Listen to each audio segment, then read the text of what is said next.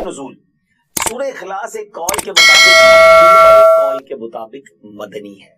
رکوع اور آیات کی تعداد اس سورت میں 1 رکوع اور 4 آیتیں ہیں۔ سورہ اخلاص کے اسماء یعنی اس کے نام اور اس کی کیا وجہ ہے اتنے سارے نیمز ہونے کی، مفسرین نے اس سورت کے تقریباً 20 نیمز ذکر کیے، 20 نام، ان میں سے 4 میں آپ کو بیان کرتا ہوں۔ اس سورت میں اللہ تعالیٰ کی خالص توحید کا بیان ہے، اس وجہ سے اسے سورہ اخلاص کہتے ہیں۔ اس سورت میں یہ بتایا گیا کہ اللہ تعالیٰ ہر نقص و عیب سے بری اور ہر شرک سے پاک ہے، اس مناسبت سے اسے سورہ تنزیہ بھی کہتے ہیں۔ اسی طرح جس نے سورت سے تعلق رکھا وہ غیروں سے الگ ہو جاتا ہے، اس لیے اسے سورہ تجرید بھی کہتے ہیں۔ اسے پڑھنے والا جہنم سے نجات پاتا ہے، اس بنا پر اسے سورہ نجات بھی کہتے ہیں۔ کیا بات ہے! اب اتنی فضیلتیں ہیں، حدیثیں اتنی ساری ہیں، اس کی فضائل میں 1-2 حدیثیں آپ کو سناتا ہوں۔ حضرت ابو سعید خدری رضی اللہ تعالی عنہ سے روایت ہے کہ نبی پاک علیہ السلام نے ارشاد فرمایا، کیا تم میں سے کوئی اس سے عاجز ہے کہ وہ رات میں قرآن مجید کا 1/3 حصہ پڑھ لے؟ صحابہ کرام علیہ رضوان کو یہ بات مشکل معلوم ہوئی، انہوں نے عرض کی یا رسول اللہ صلی اللہ تعالی علیہ وسلم، ہم میں سے کون اس کی طاقت رکھتا ہے؟ آپ علیہ السلام نے ارشاد فرمایا، سورہ اخلاص 1/3 قرآن کے برابر، 1/3 آف قرآن کے برابر۔ اٹ مینز اگر آپ 3 بار سورہ اخلاص پڑھ لیں، اتنی اللہ کی رحمت ہے کہ پورے قرآن کا ثواب مل جائے گا۔ سبحان اللہ۔ ایک اور حدیث پاک، یہ حدیث بھی بخاری شریف کی تھی، بخاری شریف کی ایک اور حدیث پاک، حضرت عائشہ صدیقہ رضی اللہ تعالی عنہا فرماتی ہے، نبی پاک علیہ السلام نے ایک شخص کو لشکر میں روانہ کیا، جب لشکر واپس آیا تو لوگوں نے کہا کہ حضور یہ شخص جو ہے یہ سورہ اخلاص نماز پڑھاتے ہوئے پڑھتے تھے، جب بھی نماز پڑھاتے سورہ اخلاص پڑھتے الحمد شریف کے بعد۔ تو جب نبی پاک علیہ السلام نے جب لشکر واپس آ کے یہ بات کی تو پیارے آقا علیہ السلام نے فرمایا، اس سے پوچھو یہ کیوں ایسا کرتے تھے؟ اچھا۔ تو انہوں نے جب لوگوں نے ان سے پوچھا تو انہوں نے کہا کہ یہ سورت رحمان کی صفت ہے، اس وجہ سے میں اسے پڑھنا پسند کرتا ہوں۔ سبحان اللہ۔ پیارے آقا علیہ السلام نے ارشاد فرمایا، اسے بتا دو کہ اللہ تعالیٰ اس سے محبت کرتا ہے۔ سورہ اخلاص سے محبت کرنے والے سے اللہ تبارک و تعالیٰ محبت فرماتا ہے۔ پھر کیوں نہ ہم سورہ اخلاص کو بہت زیادہ کثرت سے پڑھیں۔ اب سورہ اخلاص نازل کیوں ہوئی؟ سبحان اللہ، اس کا جو بیک گراؤنڈ ہے نا، کمال کا بیک گراؤنڈ۔ اب نبی پاک علیہ السلام نے جب غیر مسلموں کے سامنے، کفار کے سامنے اللہ رب العزت کا نام لیا، پیغام دیا، اللہ وحدہ لا شریک کی طرف بلایا، تو انہوں نے طرح طرح کے سوال کیے۔ کوئی کہتا کہ اللہ کا نسب کیا ہے، کوئی کہتا تھا کہ وہ سونے کا ہے یا چاندی کا ہے، لوہے کا ہے یا لکڑی کا ہے، کس چیز کا ہے، کیا کھاتا ہے، وہ کیا پیتا ہے، ربوبیت اس نے کس سے ورثے میں پائی ہے، اس کا کون وارث ہوگا؟ اس کے جواب میں اللہ تعالیٰ نے سورت نازل فرمائی اور اپنی ذات و صفات کا بیان فرما کر معرفت کی راہ واضح فرما دی، یعنی بتا دیا کہ اس کا کوئی شریک نہیں، اس کا کوئی والد نہیں، اس کا کوئی بیٹا نہیں۔ سبحان اللہ، کیا تفصیل کے ساتھ یہ مختصر سورت ہے مگر کتنی جامع ہے۔ تو بار بار پڑھیے، اس کے ترجمے پر غور کیجئے، اس کی تفسیر پر غور کیجئے، اللہ سے محبت بڑھتی چلی جائے۔ درود پاک کب کب کہاں کہاں اور کیسے کیسے کام آتا ہے۔ ایک بہت ہی خوبصورت واقعہ، بڑا ایمان افروز واقعہ ہے جو میں آپ کے سامنے پیش کرتا ہوں۔ ایک دوست نے اپنے ایک دوسرے دوست کو قرض دیا، اور جب اس نے قرض دیا تو وہ قرض ایک بڑی اماؤنٹ تھی، 3000 دینار۔ وہ ٹائم آ گیا جب اس ٹائم وہ قرض لینے کے لیے اپنے دوست کے پاس گیا کہ بھائی مجھے میرے پیسے واپس دو، تو اس نے کہا کہ پیسے تو نہیں ہے میرے پاس، میں کولیپس ہو گیا ہوں، بزنس اب میرا ختم ہو گیا ہے، میں تمہاری رقم نہیں دے سکتا۔ اس نے ایک اور ٹائم دے دیا اسے کہ ٹھیک ہے اب اتنے دنوں کے بعد میں دے دوں گا۔ وہ ٹائم بھی گزر گیا، اور جب وہ ٹائم بھی گزر گیا تو اس کے بعد اس دوست نے کہا کہ اب تو پیسے دے دو بھائی، میرا ٹائم پورا ہو گیا ہے۔ پھر نہ دے سکا ٹائم، آخر کار معاملہ جو ہے وہ کورٹ میں چلا گیا، قاضی کے پاس چلا گیا۔ اب قاضی نے جس کو پیسے دینے تھے اس کو بلایا اور کہا کہ بھائی آپ کو اس کے پیسے دینے ہیں؟ کہتا ہے ہاں پیسے تو دینے ہیں۔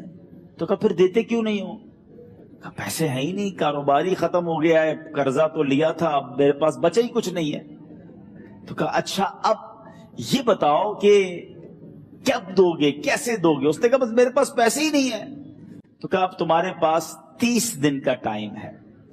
30 डेज में या तो इसके पैसे लौटा दो या 30 दिन के बाद तुम्हें कैद कर दिया जाएगा।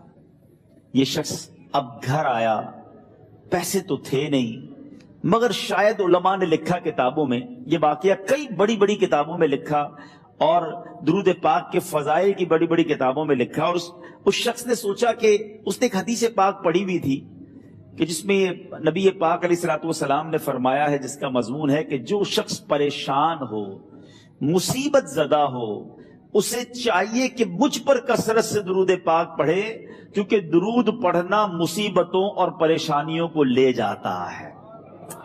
अब उस आशिक के रसूल ने सोचा और तो कुछ है नहीं, अब मैं दुरूद पाक पढ़ना शुरू करता हूं। सुबह से लेकर शाम तक वो दुरूद पाक पढ़ने लग गया। 27 दिन गुजर गए। Only 3 days left. 3 दिन बाकी थे काजी के पास जाने में। 27 दिन गुजर गए दुरूद पढ़ते पढ़ते। जब 28वीं रात आई तो आंखें तो बंद हुई, मगर ख्वाब में उसे एक आवाज आई, घबराओ नहीं, तुम्हारा कर्जा अदा कर दिया जाएगा, तुम्हारा मसला सॉल्व हो जाएगा। सुबह उठता है, दुरूद पाक पढ़ रहा है, मगर कहता है ये आवाज से तो मसला हल नहीं होगा, पैगाम क्या है उसे समझ ना आया। 28वां दिन गुजर गया, 29वीं रात आ गई, मगर अब आंखें बंद हुई और किस्मत जाग उठी। नबी पाक साहिब लौलाक सल्लल्लाहु ताला अलैहि वसल्लम ख्वाब में तशरीफ लाए और प्यारे आका सल्लल्लाहु ताला अलैहि वसल्लम ने फरमाया, घबराओ नहीं, अली बिन ईसा वजीर के पास जाओ, वो तुम्हारा कर्जा अदा कर देगा। अब ये आशिक रसूल सुबह उठा तो वेरी फ्रेश, हशाश बशाश के अब तो काम हो गया। नबी पाक ने ख्वाब में आकर बशारत दी है, मगर फिर जहन में सवाल आया कि अली बिन ईसा के पास जाऊंगा तो सबूत क्या है, प्रूफ क्या होगा? मैं जाकर उसको कहूंगा कि मेरा कर्जा दे दो, तो ऐसे तो कर्जा नहीं दे देना। और मैंने उसको कहा कि मुझे नबी पाक ने ख्वाब में कहा है, और उसने अगर मुझसे कोई निशानी मांगी तो मैं निशानी क्या दूंगा? आखिरी दिन था, 29वां दिन था, वो भी दुरूद पढ़ते पढ़ते गुजर गया। 30th नाइट आ गई, सुबह वो दिन है जब अदालत में जाना है। अब इस रात फिर नबी पाक अलैहिस्सलाम ख्वाब में तशरीफ लाए और आका अलैहिस्सलाम ने फरमाया कि अली बिन ईसा वजीर के पास जाओ, वो तुम्हारा कर्ज अदा कर देगा। का हुजूर चला तो जाऊंगा, लेकिन अगर वजीर ने मुझसे कोई निशानी तलब की तो मैं क्या जवाब दूंगा? प्यारे आका अलैहिस्सलाम ने कमाल का इरशाद फरमाया कि अली बिन ईसा से कहना कि तुम रोजाना फजर की नमाज के बाद 5000 बार दुरूद पाक पढ़ते हो। ये राज फकत तुम जानते हो और तुम्हारा रब जानता है। अब ये जब सुबह उठा तो एक निशानी भी मिल चुकी थी। अदालत में जाने से पहले वजीर के दरबार में पहुंच गया। उसे ये डर था कि आज पैसे ना लौटाए तो सजा हो सकती है।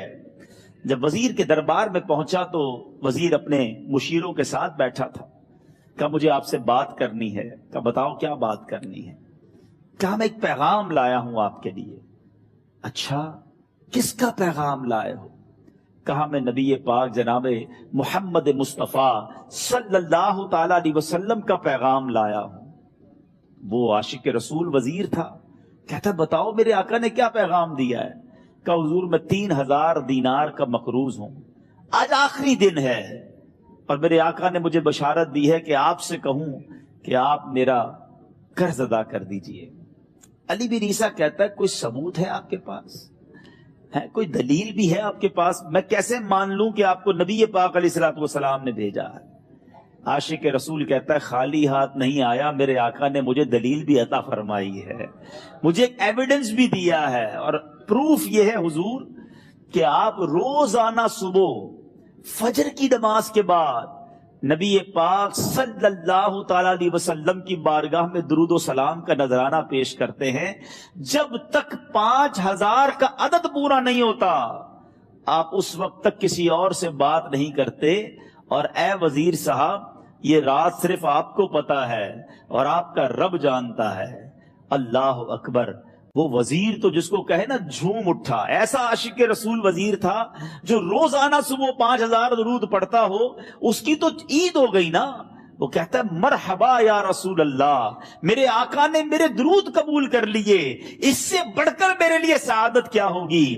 اب یہ وزیر اپنی سیٹ سے اٹھتا ہے، اپنے کمرے میں جاتا ہے، تھوڑی دیر بعد واپس آ کر اس عاشق رسول کے ہاتھ میں 3000 دینار رکھ کر کہتا ہے حضور پہلے 3000 دینار تو نبی پاک کا حکم کی میں ادب سے بجا لاتا ہوں، میرے آقا نے جو حکم فرمایا یہ 3000 دینار آپ کو پیش کرتا ہوں، حضور ایک اور 3000 دینار لیجئے۔ میرے گھر آپ آئے، اتنی اچھی خبر سنائی، آپ نے قدم رنجا فرمایا یہ 3000 اس کا نذرانہ ہے، اور ایسا کیجئے 3000 اور لیجئے، اس سے اپنے بچوں کے لیے کچھ چھوٹا موٹا کام شروع کیجئے، اور ایک وعدہ کر کے جائیے آج کے بعد زندگی میں آپ کو جب بھی کوئی کام پڑے میں آپ کا بھائی ہوں، مجھے یہ خدمت کا موقع دیجئے گا۔